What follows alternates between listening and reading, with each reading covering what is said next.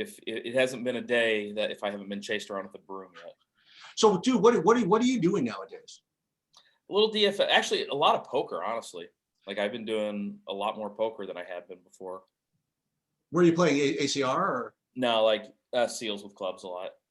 Oh, okay. That's where it's really soft. You know, it's so funny. You know, people. I stopped backing people like a while ago, and Mm-hmm. and I get that from people. People say XYZ is really soft. XYZ is really soft. Is it actually really soft? You just like No, just really, it's actually really soft. Like I don't mess with the tournaments a whole lot. I just play the mixed games mostly. Oh, so you're actually you're a real poker player. You know how to play like all the mixed games and stuff. That's all I play. If you put me in a no limit tournament, I'm like bottom 10% of everyone. Really? Yeah. You know, it's funny when I back people. I used to be so jaded. So for me, like when anybody would come to me and say that, oh, you know what, I want to play the World Series, but I want to play the mixed games. I'm a mixed expert. I would be so jaded. I'd be like, you know what? I have no proof of that. I mean, you tell me you're a mixed game expert, and you're just taking advantage of that. I don't know anything about the other games, so I can't run your shit through my Poker X Factor database. I can't do whatever. I can't judge your all interfold capabilities because I don't know what beats what in Raz. So I just kind of have to take your word for it. So the people that were mixed game experts just always had this kind of irrefutable argument that like, well, dude, I don't play no limit. I play the mixed games. What am I going to say? Like, oh, no, you don't? Or am I going to say, no, you stink at PLO 8 or something like that? So I just kind of gambled like, that for the World Series, it was good enough that the guy said they were good at Raz, you know? Yeah, it's crazy. Like everybody now is kind of good at no limit. And so like the biggest edge is just in all those weird ass games. That's all I played though for like, I mean, I don't think I've been a good no limit player for probably 12 years. Right.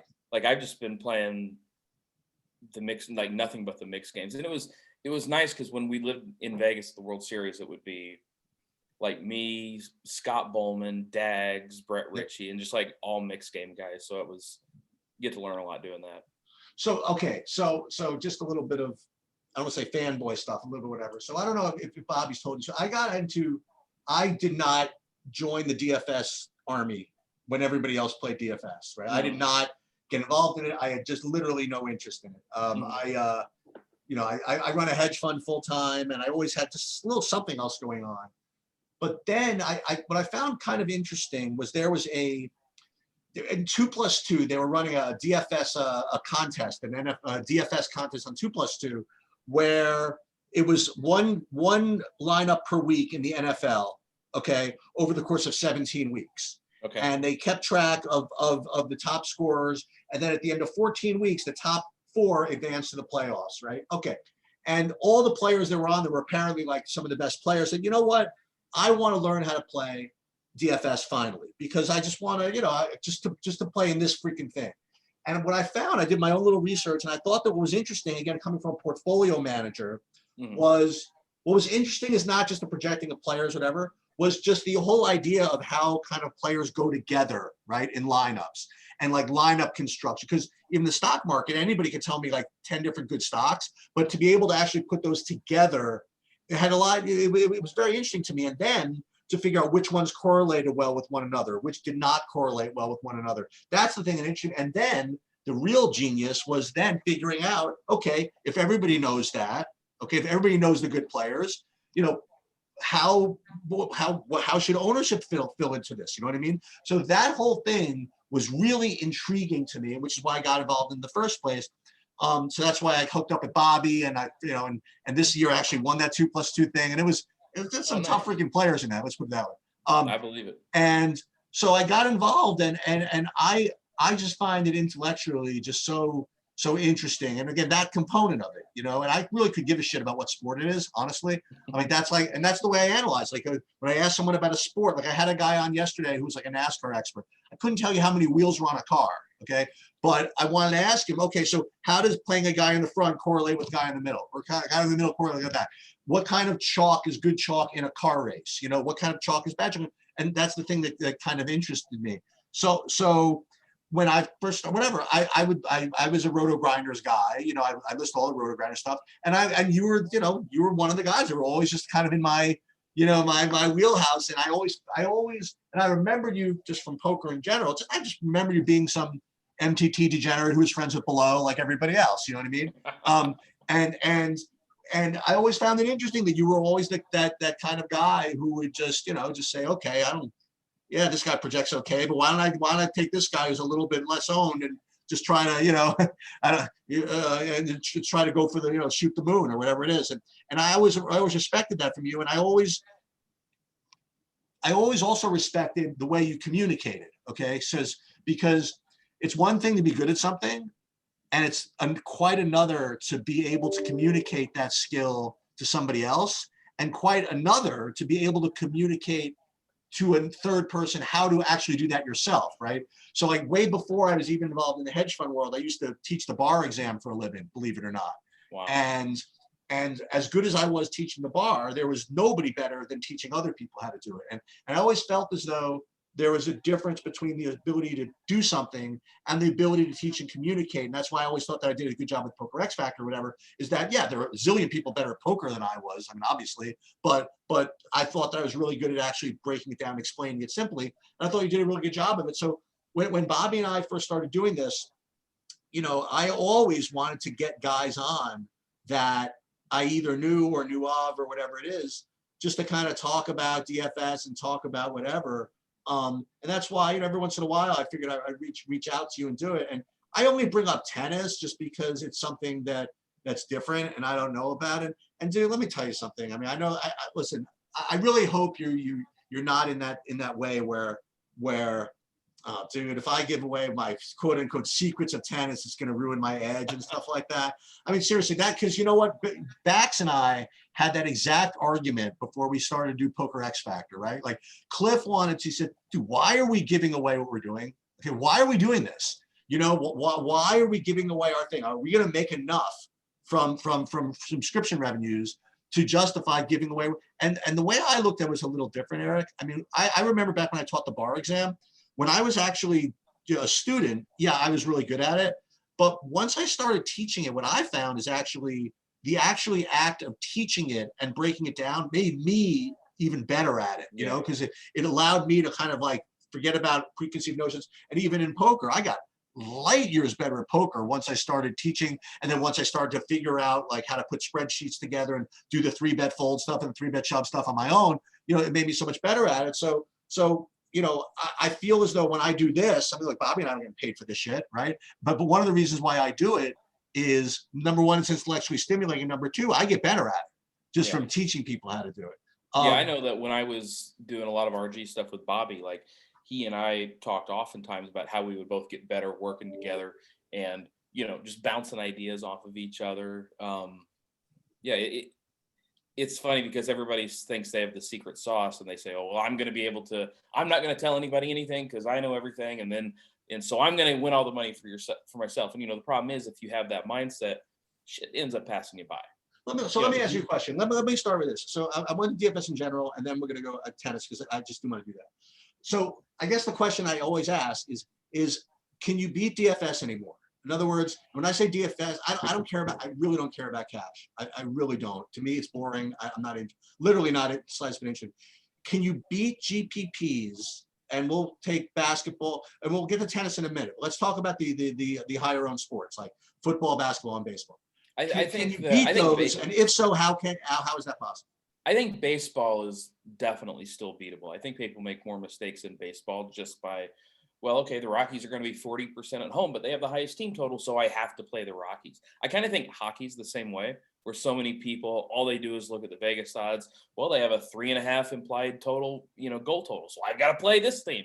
And there's so much margin for error with those, and you're not looking, if you're playing the Rockies and they got a 6.5 run total, you're not looking for them to score 6 or 7 runs. You're looking for that outlier. You're looking to score 13, 14, 15 runs. And I think way too many people in baseball, especially, just kind of see the high total, going to play the high total.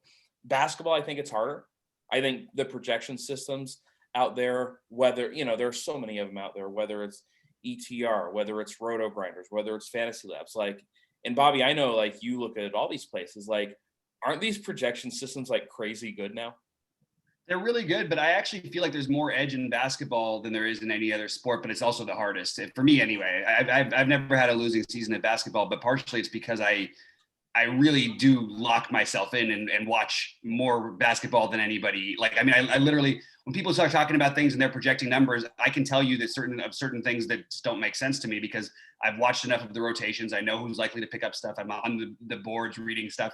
There's certain things that are still, I feel like, slipping through the cracks, but overall, yes, they're pretty incredible. Eric, I will give you an answer to the question you asked. Okay.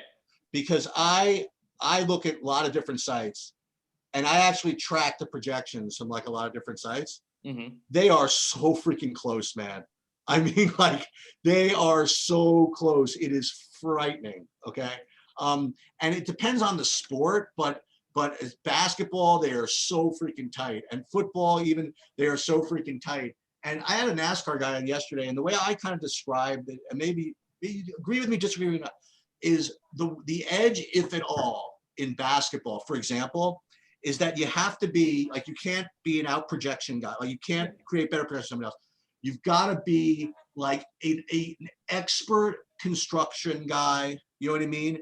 And or an expert correlation dude, and a real wizard with leverage, you know, and knowing which ownerships you need to fade versus which. And Eric, it's interesting because when I first started, you know, I would, you know, Bobby would coach me, and I would call him up, and we'd go through my stuff, and he would tell me his picks. And I'm like, you know, listen, I felt it didn't need to be said, but listen, don't worry, I'm not going to be stealing your picks. And he never even, you know, complained, never even said, you know, don't bother, because I figured out pretty quick, it didn't even matter. Like, I took the same picks as Bobby did, and I would lose, and Bobby would win. I'm like, what the hell? Because because I feel as though when you have sports that the projections, the standard deviation of the projections are so tight, that the only way to get edge, if to do that, is to out-construct somebody. You know what I mean? And so there are sites I, you know, we talk about later, that actually try to like put upside and factor in ownership projections in there. So do you kind of agree with that, or do you think like basketball and football, you're like kind of over it? I mean, how do you, like, if someone's getting involved in basketball, football, baseball, hockey, or whatever, do you think they can make money? I mean, and if so, how would they do it? Yeah, I mean, with basketball, you know, Bobby just kind of mentioned something a little bit ago where he said that, you know, I'm watching every game, I'm reading every message board, you know, Bobby's essentially out working people. You know, he's not a computer wizard, which a lot of these guys are. So you have, I mean, those are the two paths to really crushing, like NBA. And I think football has become, the last year and a half or 2 years, I think the football projections have become much better. But like, you know, you can either outwork everybody, or you can just be a computer wizard. Now, most of us aren't going to be computer wizards. You know, that ain't me. Bobby, I know that's not you. You know, Sheets, I don't think that's you. Like, so if you're not working your ass off, it's really hard. I mean, if you're not treating this as a full-time gig, it's really hard to consistently make money, especially at sports like NBA. You know, baseball, hockey, you can get lucky every now and then. That's definitely possible. Basketball, I find it very difficult to just win by getting lucky. Mm-hmm. Well, it's funny because and again, I'm going to even get more, again, I would say jaded with you, you know, whatever. And when I said, you know, can you beat whatever? You said, well, everybody's looking at totals. I'm going to go a step further, right? So can you, and this is, I give away some of my secrets. You know, when I first started, you know what I would do? I would go into Roto Grinders, or whichever one I would use. Okay. I would run the optimal lineup, okay, in basketball or whatever it is. And then I would enter that, right? And whenever I entered, I'm like, okay, it didn't take me long to figure out that's literally has no chance to win. Okay. Because if you're entering all, you know, expecting all median projections to get upside to win, whatever it is. And then, you know what I did after that? Then I'm like, okay, this is what I'm going to start. I'm going to run the Roto Grinders, Awesome, or whatever, optimal, put them in. And then I'll say, you know what? Then I'm going to just take X amount of things and just pivot, right? I'm saying I'm going to take only 7 of those picks. And then I'm just going to randomly get this and this. So in my logic, I'm like, okay, I'm not going to be completely chalky. I am putting my own kind of spin on or whatever. And then the next thing I would do is, okay, let's start with running the optimal. And then what I would do is I would see, okay, then I'm going to just try to make sure that my lineups correlate better, right? So if I had like a basketball lineup, and we're going to presume for the sake of argument that basketball correlation matters, it's still kind of up in the air, but we're presuming it does for a minute. Then I'll take like the top 9 projected, the optimal, and then I'll say, okay, who's close enough that correlates better, and then I'll create lineups that way. And then I started with the optimal. I did that. And then I said, okay, I'm going to put an ownership limit and run the optimizer that way. You know what I mean? And I bet you that there are a lot of people that kind of do that. And here's a tough question, I guess. So let's say that I was going to say, I'm going to play DFS. I'm going to play basketball, for example. Okay. And what I'm going to do is I'm going to subscribe to Roto Grinders. I'm using that as an example. Okay. Could be anybody that's reputable. And then I'm going to do that. I'm going to run an optimal, and then I'm going to go look at content, and I'm going to say, okay, I'm going to look at content. I'm going to say, okay, here's who Meansy likes the best. Here's who Crain likes the best. Here's such and such like the best, make sure, whatever. And I'm going to put that in 20 lineups and enter the 20 max.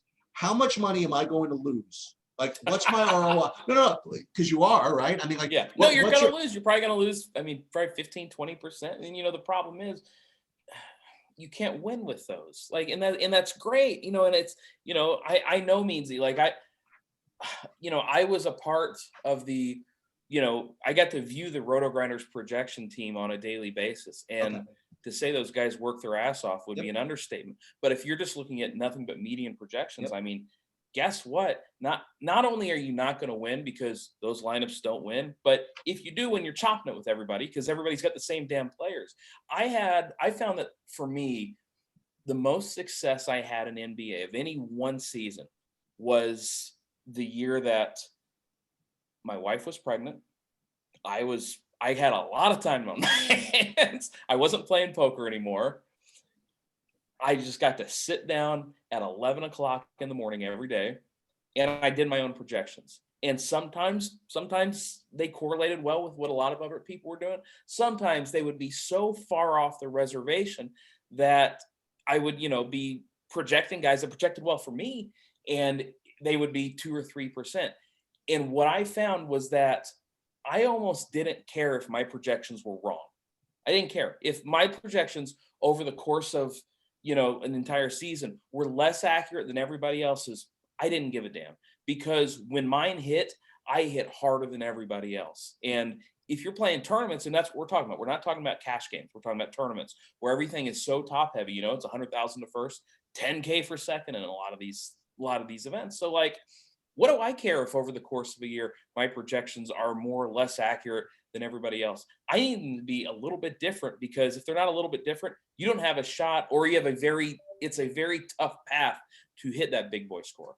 I'm so glad that you brought that up for a couple of reasons. Number one, just props to you, because I'll tell you the one time, and I'm going to be honest, I was watching one of your videos back in, I don't know, basketball, football, whatever it was. And you mentioned, listen, my projections have him at this.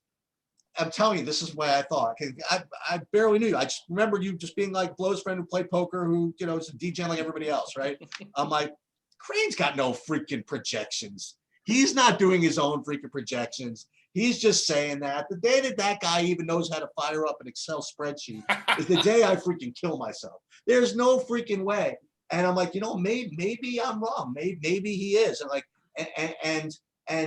it's what you touched on is that number one, it does take a hard work. It's a lot of work to do this. And if you're going to do your own projections, Eric, and you hit on it, how do you handle the idea of like, okay, if you run your own in however method you use, and they are off of what everybody else does, do you doubt yourself? Do you look at your model? Do you say, screw these people? Or do you just kind of like embrace the idea that, you know what, if my projections are off, but they're 2% owned, I don't care. If my projections are off, but I'm 70% owned, maybe I should worry about it. Yeah, that's exactly right. And, I end up on guys that are going to be 70 or 80% owned. In basketball, that's okay.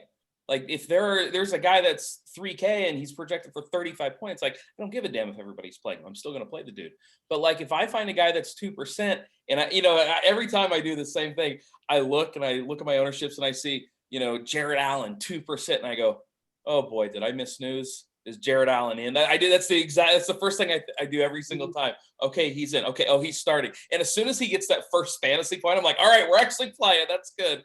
And yeah, I get excited. I get excited if I lose. I cannot tell you how many times. Yeah. even this year, I have, I'll have like a Wednesday where I don't have my son, or I'll have a weekend where I don't have my son.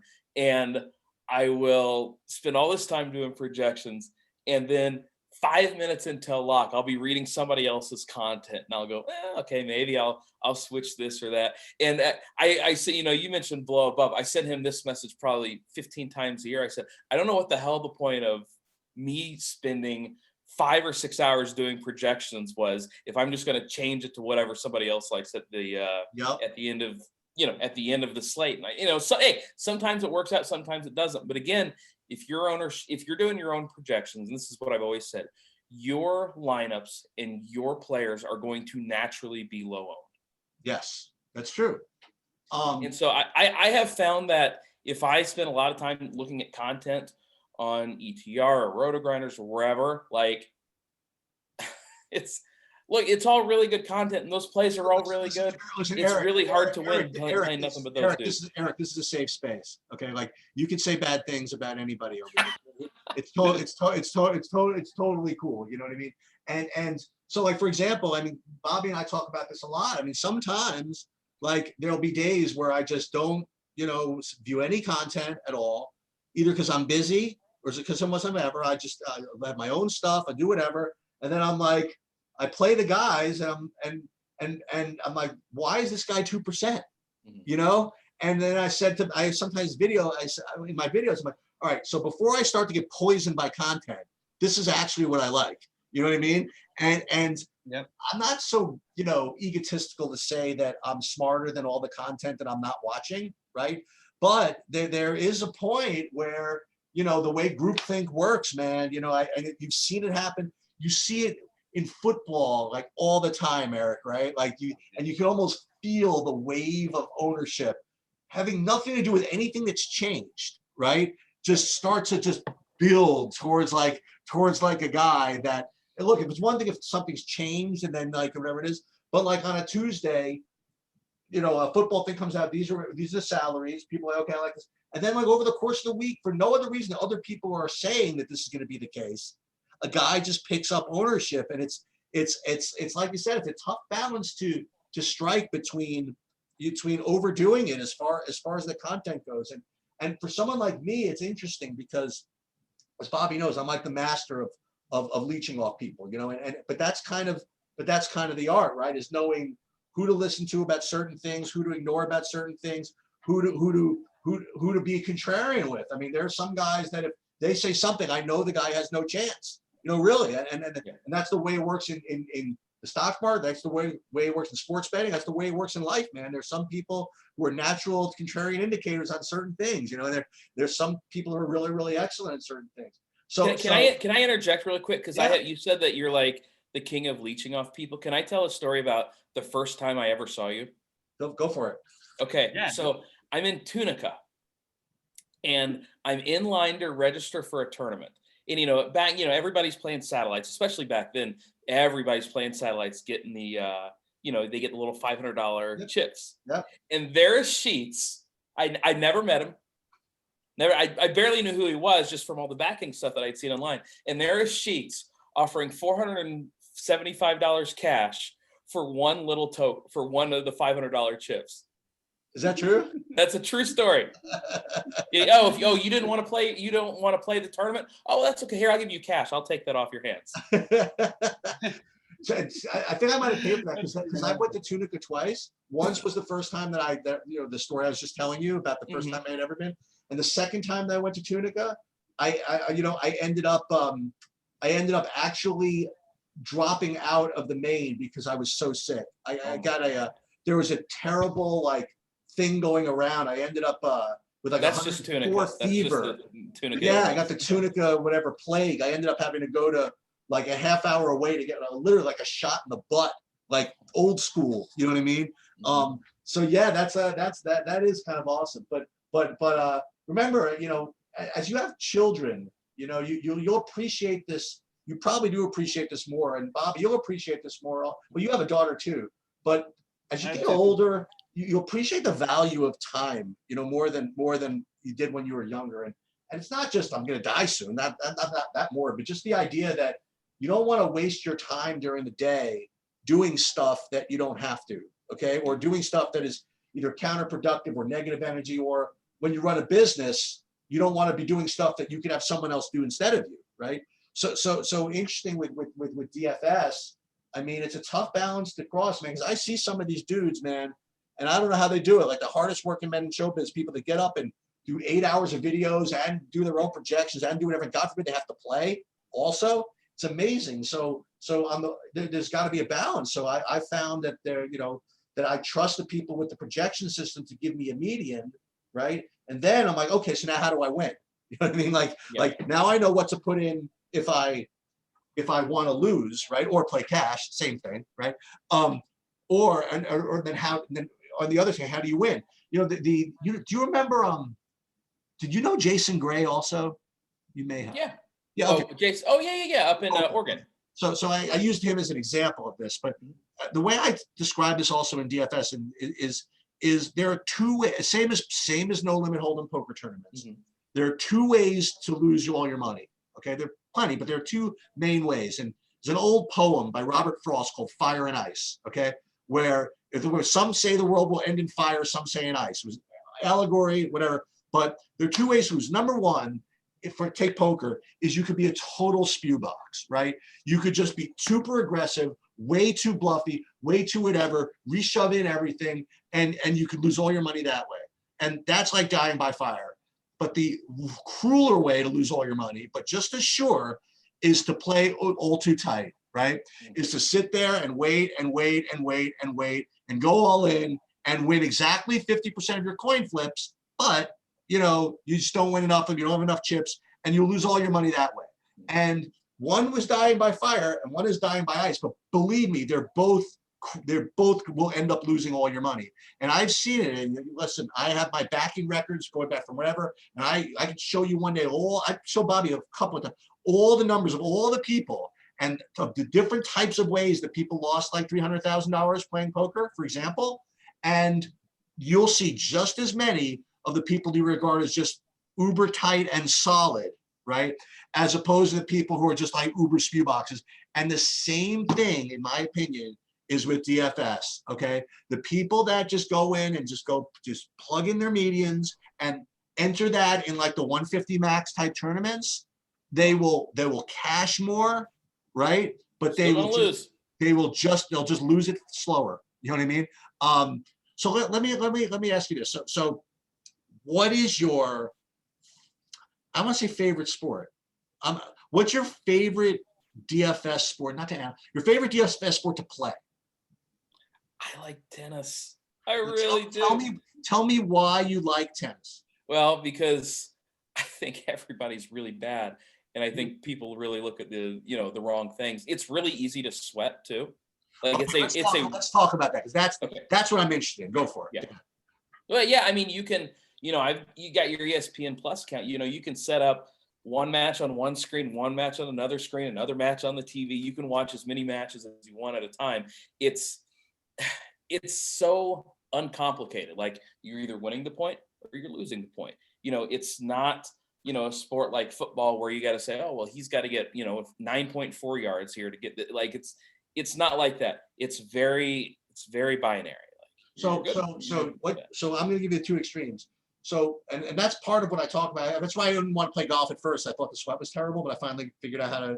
Oh, golf's a great sweat too. Yeah, I finally figured out how to make peace, and then I love it. So I look at the two extremes. So one of the problems with basketball is that you don't exactly know what you're rooting for. I mean, you do know what you're rooting for, but you got to keep in mind that like there are guys you're rooting against, like on hundreds of other games, and it's hard. I mean, like you're watching the guys you have highly owned. You're not exactly all the time watching like all the other screens, right? So it's kind of hard to sweat in a little bit that way. Then on the other hand, you have like your MMA, right? Which is, it's beautiful because there's one match, there's nothing else. You're either one guy, the other guy, or nobody, right? You have like and like in advance who you need kind of to do whatever, right? Yeah. So the big deal with MMA though is you never know how they're going to score it. That is all kinds of like betting on figure skating, sort of in a way. Yeah. But so tennis, let me ask you another way. So as far as the tennis sweat goes, let's talk about that for a second. So you saying that ESPN Plus is the way you'd want to? Oh yeah, especially on like during majors. Okay. Like they have every court covered. Court 13, with the 29th ranked player playing an unranked player. They're showing that shit on ESPN Plus. So like you can, like I said, I'm not kidding you. Like I have it on one screen, I have it on my big screen, I have it on my phone, like for a third screen, then I have it on my TV. So I'm not gonna lie, like I prepared for this, and Bobby's gonna roll his eyes again. But I played tennis yesterday. Okay. Oh my Okay. God! How do you play every single freaking thing? I knew you'd get mad at me. So I played tennis, and and one of the reasons why I did it was I was going to talk to you also, and I wanted to see what kind of sweat it was, and I couldn't figure out. I really couldn't figure out how to do it. I went to Reddit. I thought there'd be like an illegal stream I could find on Reddit, because like ESPN only had like one match. I guess so. ESPN Plus was what I had. You get ESPN Plus, especially during the majors. You're going to be able to watch every match. Okay. So now let me ask you this. So there's 4 majors, right? There's French, US, and I used to play. That's another story. Okay. Yeah, I used to play. I used to be a stud junior, like growing up. I actually played Stefan Edberg in the final of a tournament. Oh my God! Played in Europe in 10th grade. Yeah. That's pretty. Like a long. Freaking This is many pounds ago, Eric. Let's put it that way. But How'd you do? what's that? I lost 0-0. I had an amazing match in this. That was his last tournament before he turned pro. I mean, I wasn't, but that's my brush with greatness as far as tennis He goes. sent you a couple bagels and sent you on your way. Exactly. That's wild. Yeah. So there's the French, the U.S. Open, the Australian, and Wimbledon, right? So what I'm interested in is what else is there? In other words, like, is there tennis like every week that you can grind, like a Tuesday in baseball, or is it just 4 minutes? Usually, what they're going to have are the like Monday through Thursdays. There's going to be tennis, because most tennis tournaments end on the weekend. You're not going to have a lot of DFS action out there because you got to roster 6 guys, and there aren't 6 matches. Once you get to the end of a tournament, they will have some slates that only have 8 games, and that's always been. It's tough to get contrarian when there are only 8 matches and you've got to roster 6 of the guys. But if you're in that like 14 to 20 match range, that's sort of the sweet spot as far as where you don't have to kill yourself doing research, and then also still being able to be contrarian a little bit. And so there's FanDuel, there's DraftKings. I feel I have to ask, like, is there any place else that gives you enough action, or is it just basically DraftKings? No. And FanDuel is iffy, man. Like you're not getting off-season tennis tournaments on FanDuel. Okay. That's just not happening. And do you find also that, I presume that that in the majors that's where, if at all, that's where the casuals come out in the. Oh yeah, absolutely. Especially the Aussie's actually the best one, because what ends up happening because of the start time. I was going to ask you. It's a shitty sweat for me. I mean, like I'm not staying up at 4 a.m. But I'll tell you what. But you'll still play. Whereas if you're at the other majors that are like Wimbledon or French, those are all starting at like 3 a.m. Okay. And you're not waking up to play those. Oh, that's a good point, because at least the lock is when I'm up to put them in. I got you. That makes sense. Now let me go back to the I use roto grinders again as an example. So if I were going to go, say, okay, I'm gonna buy the Osimo either True DFS or XYZ package. I'm gonna pay for the tennis, and I'm gonna throw in, again, this is what I'm gonna do. I'm gonna take it a step further. I'm gonna read an article on Osimo where the tennis expert gives me his 3 best plays. I love. You know what I'm gonna do? I'm gonna be super sharp. I'm gonna take those 3 best plays and go to the Roto Grinders optimizer and put those 3 locked in and use the Roto Grinders projections to fill out the lineups, because I'm really sharp that way. I'm like blending in different types of content. I guess theoretically, how much am I losing? Right? Same type of question of basketball. And the follow-up question is, how does a person get started playing tennis? It's funny because I can always tell, like, I don't read any tennis content. Okay. I follow a few guys on Twitter who post some pretty sharp bets. Who is that? Josh Gross is one of them. Okay. But I don't read any tennis content. Like I don't want to. I am with tennis.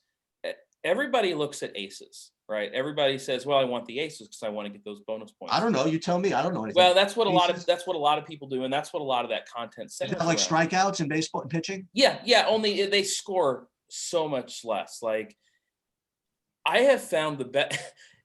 This is a little simplistic, but the highest scores in tennis are just coming from the dudes that get the matches over with the quickest. And with the majors, it's a little bit weird because, you've got 5-setters with men, men are best of 5, women are best of 3. And you have seen time and time again the high scores with every slate because, the slates combine the men and women's tennis. It's almost always coming from the women's side because it is much easier for a woman or for somebody to win 2-0 than it is for a tennis player to win 3 games in a row. And you get bonus points for winning in straight sets. That's what I was asking. So those are the big bonuses.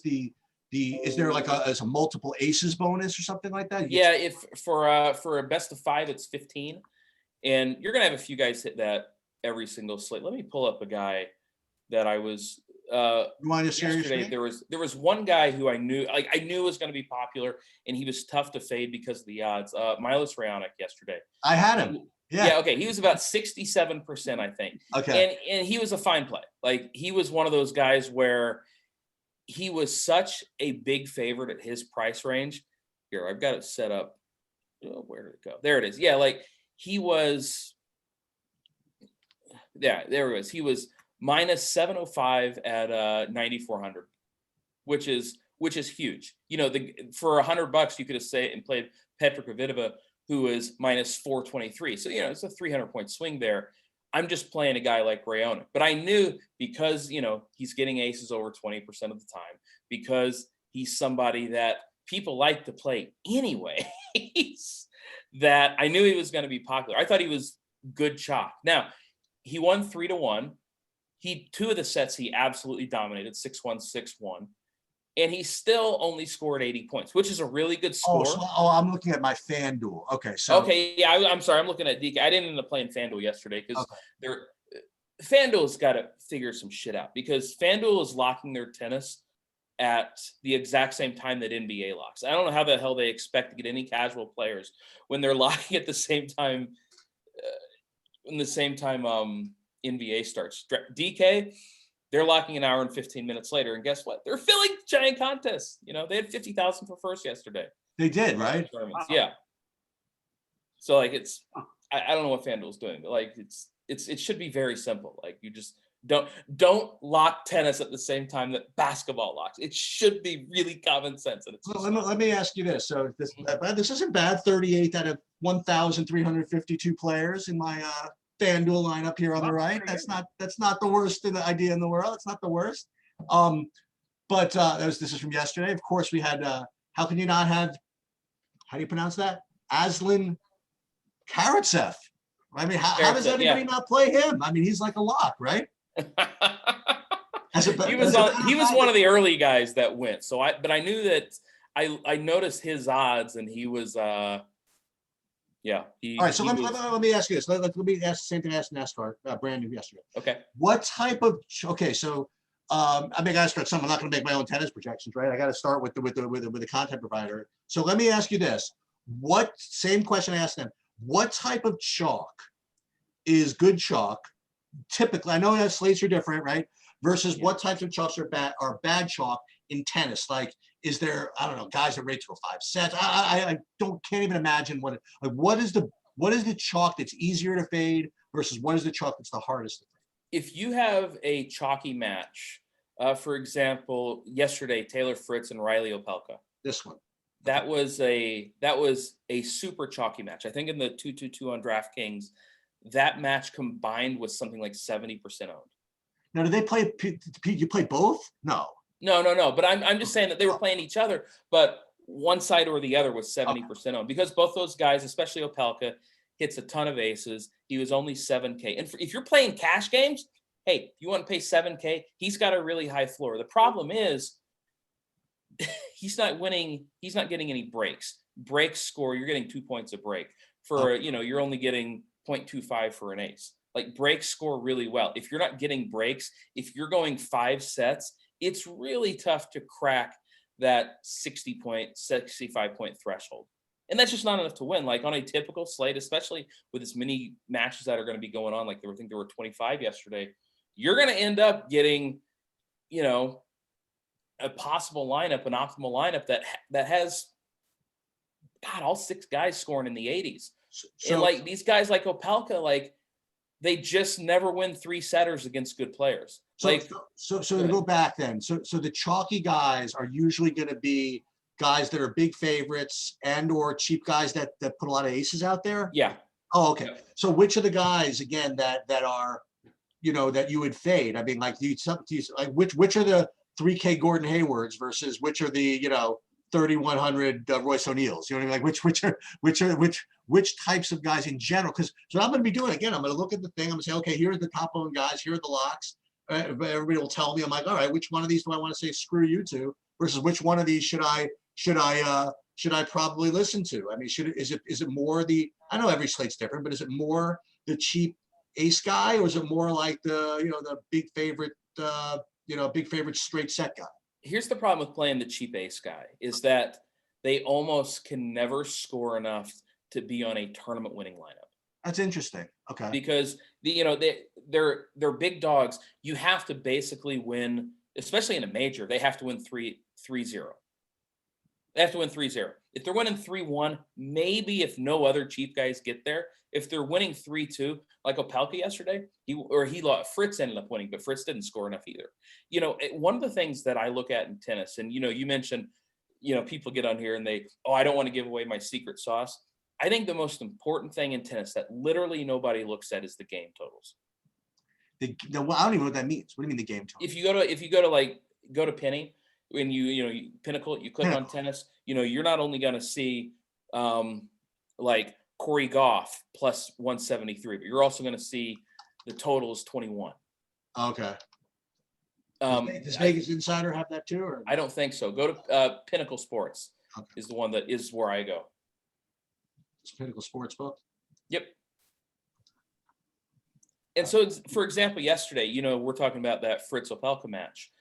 The total was 44.5, which is the highest total I can ever remember seeing in tennis. And when a total is that high, like those, I don't care how many aces they're going to have. Like, good luck scoring enough fantasy points to be on the winner. Okay. So you can see right here on your screen. All right, great. Follow-up question. What you just said.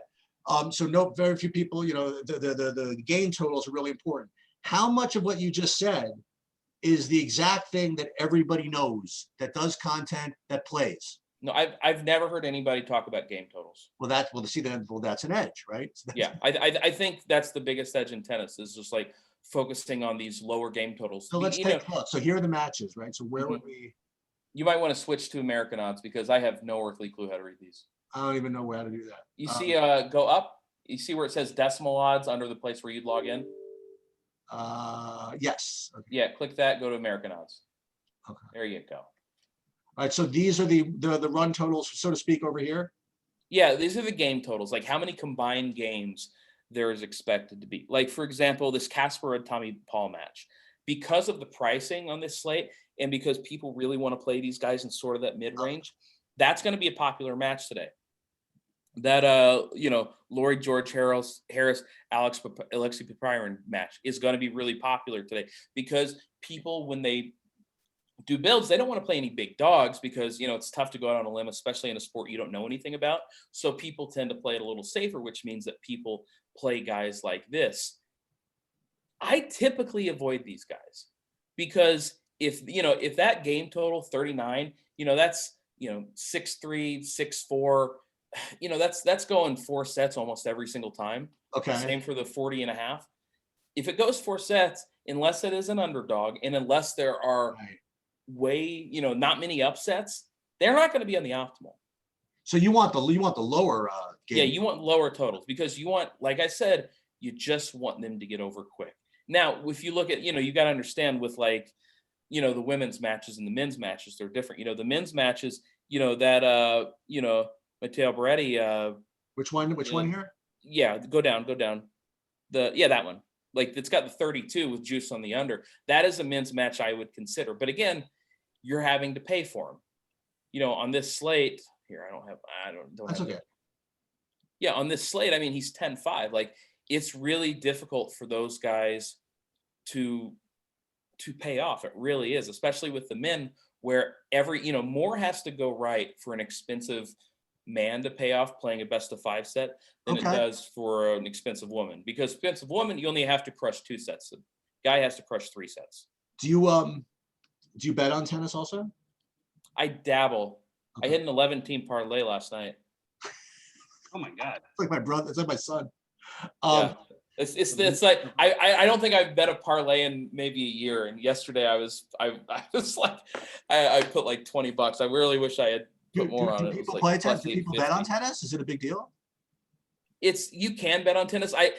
I know there is an edge if you watch a lot of tennis to live bet tennis. Live. I don't watch enough or pay attention enough to the lines to really mess with it. I probably should, because again, I think there is an edge, because I think the markets tend to overreact to every single little thing that happens. So all else being equal, then you would probably err towards the lower. Now, again, what's interesting is the most interesting thing you told me about this is that what you said is not something that's talked about all too often, right? Yeah. So that to me is where, but isn't all that in the projections too? I don't know how they do tennis projections. I've never done a tennis projection in my life. So you don't do your own, you don't do tennis projections. You just, so tell me a little bit. Tell me how you come up with your plays, sort of. I mean, Yeah, I mean, obviously I'm researching, I'm researching the like matchups, data, or like just like instinct and feel. I mean, like, yeah, I mean, a lot of it's instincts feel. I'm looking at the lower totals. I'm avoiding anybody, if I don't say anybody, but I'm really trying to avoid people who double fault a ton, because if you Okay. double fault, that is just a killer for your score. I mean, tennis, it's not like, a lot of sports that's super high scoring. There is the difference between 70 points in tennis and 85 points in tennis for a player is massive. Really? And so if double faults losing 1 point. I had I'm trying to remember. I think it was the US Open last year. It was maybe it was one of them. Either way, I had in the $222 buy-in, it was like 25K up top. I had the nuts. And all I had was this girl who was about a minus 350 favorite. And I just needed her not to get killed. Like, that's all I needed. And she ended up losing in a close match, which was almost okay, except for she had about 20 double faults. So not only is she losing, how do you have 20 double faults? I don't know. She was like 16 or something. Oh. Corey Goff, I still have not forgiven you if you're watching. But That's her name? Corey Goff, Coco Goff's younger sister. Oh, okay. But Yeah, okay. Jared Goff's younger. Yeah. but yeah, like the double faults will just absolutely kill you. And a lot of the times, if I'm doing a single lineup, that's going to be my tiebreaker. I look less at ace percentages and more at double fault percentages. And do you and here's an interesting question. Do you max enter? I'll put it another way. Is this the type of sport where you could put 150 lineups in and make Absolutely. it? Yeah, this is a good one. Because you don't have to worry about the correlations other than people that don't play each other. Okay, that's it. So And that's pretty another easy. question. Do people, is this like MMA, that there are certain opportunities where you play people against each other, or just there's way too, no, okay. Never. Um, Never. yeah. So it is something you can 150 max Mhm. and get some benefit on. That's interesting. And Yeah. there's no correlations, right? You don't want to, I can't even imagine something that would be a correlation. No, because again, it's a very Maybe binary. two people are starting at the same time. Two people start at the same time. There's more glare or something. No, I'm just trying to. I mean, no, because even then, what does that affect? Because it's affecting both players. The aces. Okay, yeah, I guess so. Yeah. I went the other way. Maybe, I don't know. That's it. That's some galaxy brain stuff. If it works, way to go, guys. But that's not something I'm looking at. So if Francis Tiafoe had beaten Djokovic, He took a set. yeah, I still wouldn't have won, right? I mean, that's not enough to. Probably not. Halep didn't Right. score enough. Taylor Fritz at his price might have been enough. Okay. Mananero was I could not believe how popular Manarino was last night on DK. Okay. He was like something like 38%. So who plays these things? Are there like real, like, for example, the Awesimos, like the computer guys, do they max enter these things too? Awesome Max enters everything, but I'm not sure he's ever watched a match in his life. Like, Can he win? I mean, or probably not, I right? mean, sure. I mean, hey, you put 150 lineups into every single slate, you're going to win every. You think so? I mean, I don't know. I mean, Yeah. so what do you think I mean, so, and all the 150 maxers you think in football, basketball, and hockey and whatever, they all do tennis also? I'm sure, the guys that Yeah, a lot of these guys, they have teams working with them. yeah, Not it's like, not like 20-man team at least. You what? It's like a 20-man team with Osmo at least. Yeah, that's what I mean. Like that the guy's going to put a ton of them in. I mean, I've heard of people before. Osmo's not who I was thinking of, but I've heard of people that have like 6 or 7 man teams that he's just 150ing everything. And Well, dude, that's what I mean. I was amazed that it's not more like that. Like when I first started, and and I saw that you could put 150 lineups in for these things. You could go in for like $1 million a night, and some, you know what I mean? Like in DFS, I was actually incredibly shocked that people were ever surprised by injury news. Like if it were me, if I were putting like that kind of money in, I would have somebody that I paid to be at all these sites. I mean, I would. You keep saying that. Nobody knows. Nobody knows. So the other day when like the Durant thing, when he got scratched, entered, and then scratched again, there was not one person on the entire Brooklyn Nets staff that had any idea what was going on. Nobody knows. You can't get close. Okay, And there's no.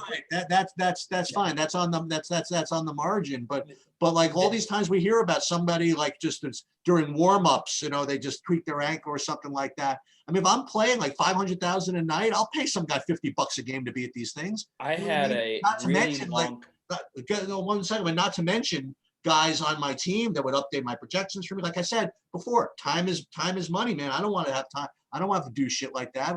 Let someone else be in charge of grinding the freaking projection models for freaking hockey. You know what I mean? I had a really long conversation about this with a poker guy recently, and I said, this is the next big hidden edge when people start to pay a locker room attendant $5,000 a year to know exactly what's going on here.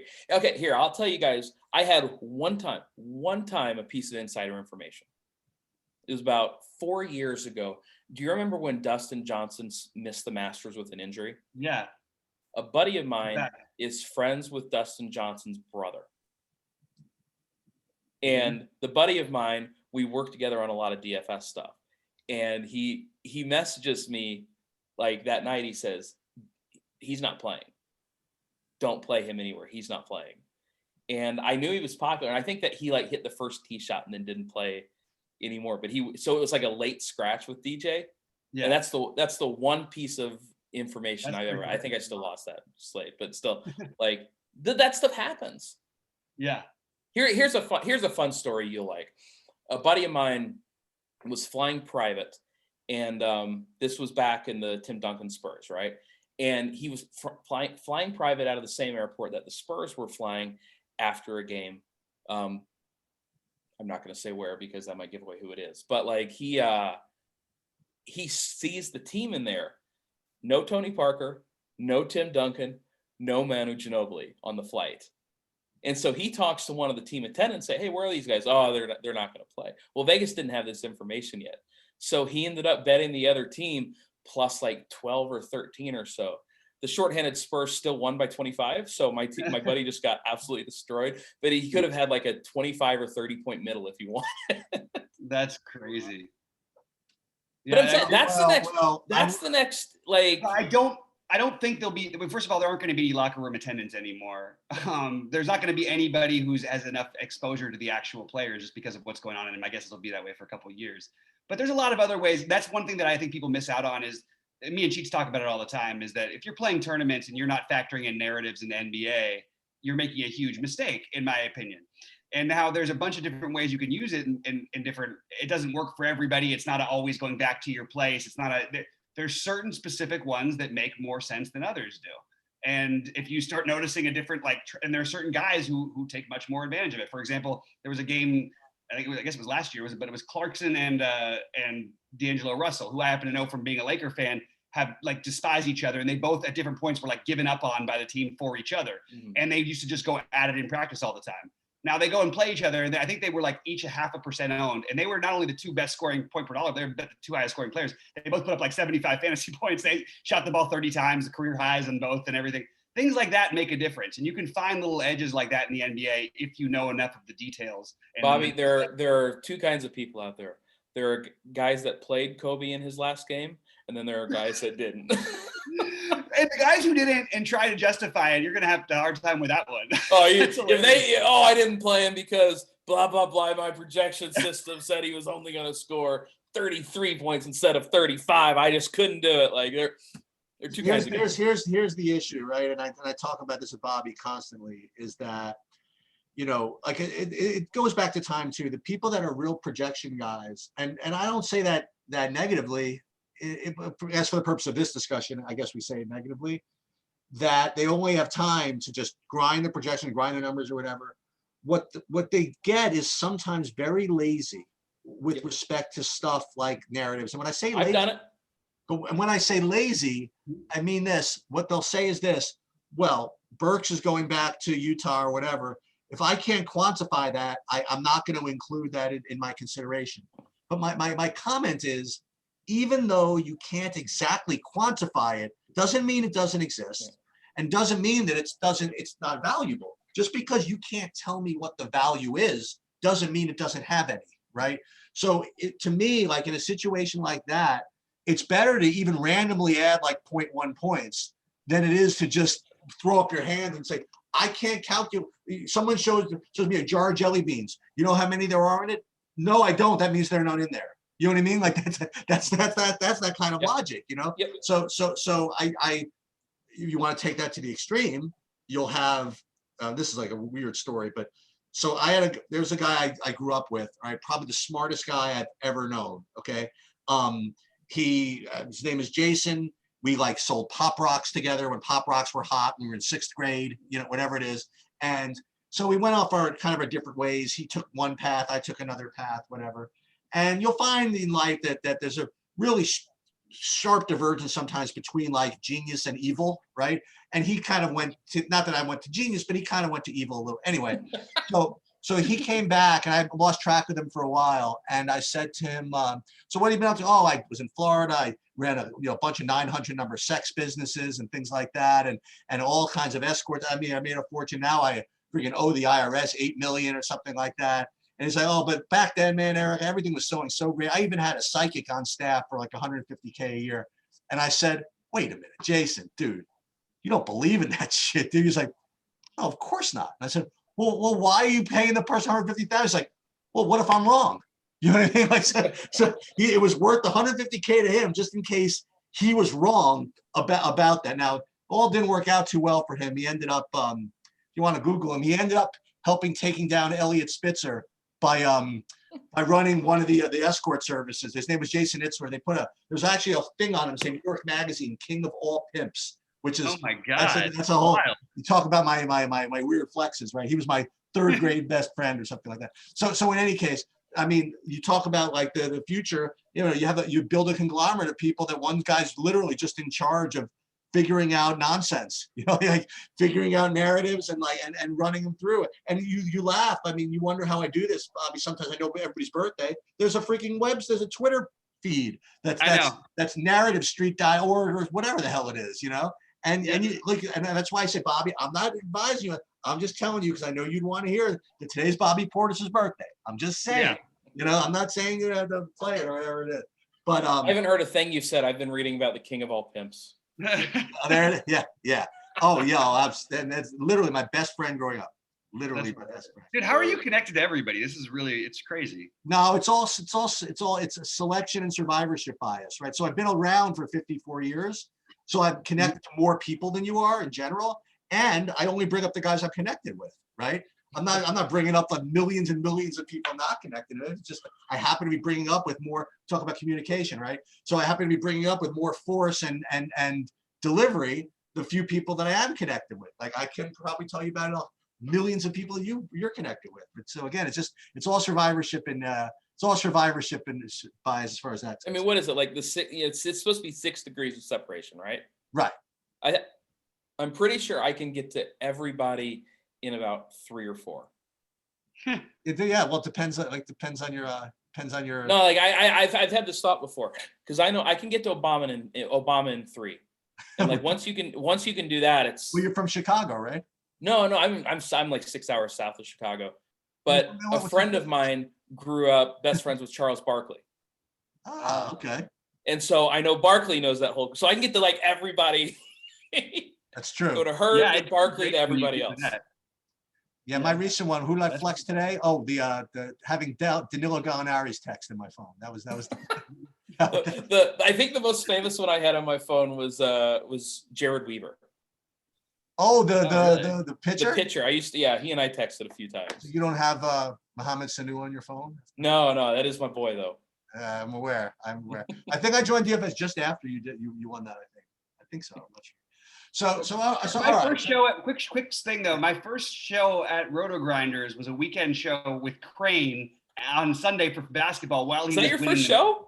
That was my first show with Roto Grinders. How weird is that? And I was like, oh, cool. This will be fun. I'll just win $1 million every week. Yeah, I was just looking. I'm like, I remember we're doing that show. And I'm like, guys, we're ending the show early because I'm like first, second, and third in the Millie Maker, and I ain't paying attention to anything anymore. So, well, I will give you. First of all, I will summarize one thing. Okay, first of all, Eric has always been. Even though I didn't know him all that, well, if at all during poker, I mean, I knew him through below a little bit, and he's always been one of the good guys. And believe me, in poker, there's a lot of non-good guys. Okay, he's always been honest from what I've heard, and he's put his money out there, and he's won, he's lost. I don't want to hear it from people that made one deposit and never had to withdraw. I'm not. Yeah, that ain't me. I'm not interested in those stories. I'm really not. I want to hear about people that won money, went broke, had troubles, and this, that, and the other thing, because that's what human beings. That's the anti-survivorship bias. I don't want to hear about just the people. I made one deposit, now I'm worth $5 billion. Go F yourself. You know what I mean? So you build a little more character this way. So he's always good with that. And when I saw him, doing content for DFS, oh my God, it's pretty cool. And the fact that you have a child now, maybe your priorities might be a little different. Let me give you, like, based on what we've discussed, my own little advice. So if you actually like tennis, right, and you are willing, and if you think there's enough money to do it, I would work on making a projection system if I were you, if I knew how to do it. Because I wouldn't know how to even begin. I don't have time. I wouldn't know how to do it for football, basketball, whatever. But the fact that it's still, I'm gathering, is still kind of and I've seen a couple of sites, but there's still that if you're telling me there's still edge somewhere, and the fact that you have the ability to build project. Now again, it could be that it's just not a projection based sport, which is possible. But I feel as though you could, my stupid opinion after everything you said, that you have enough instincts to win money in DFS, and you have enough instincts with respect to fading stuff and knowing it's going to be popular, that if you actually get a little more computer nerdy on this sport, you know what I mean? You probably do a little better. And that's just my. I worry if I do that I will end up on a lot of the other similar projection system plays, and that's always a concern of mine. It's what I've been doing works. Tennis, 3 years running now, has been my highest ROI sport. That's awesome. Now let me ask you this. So is it ROI now? Do you just play GPPs?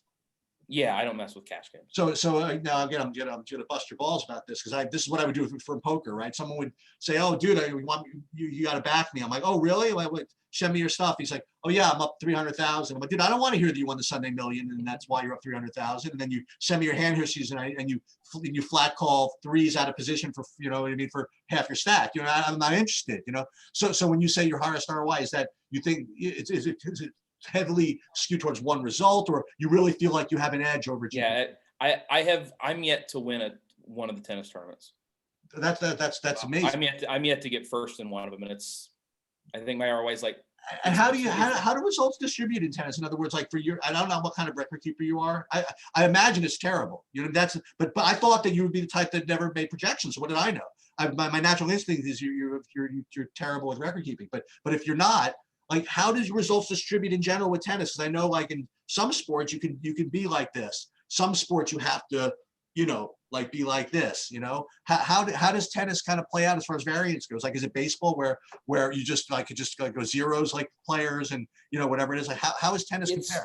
It's been relatively low variance for me. Interesting. And I know for a lot, you know, high variance player. That's amazing. Yeah, it's been pretty low variant. And again, I am pretty proud that it's been a sport that I have had consistent success with, and I'm yet to hit anything big.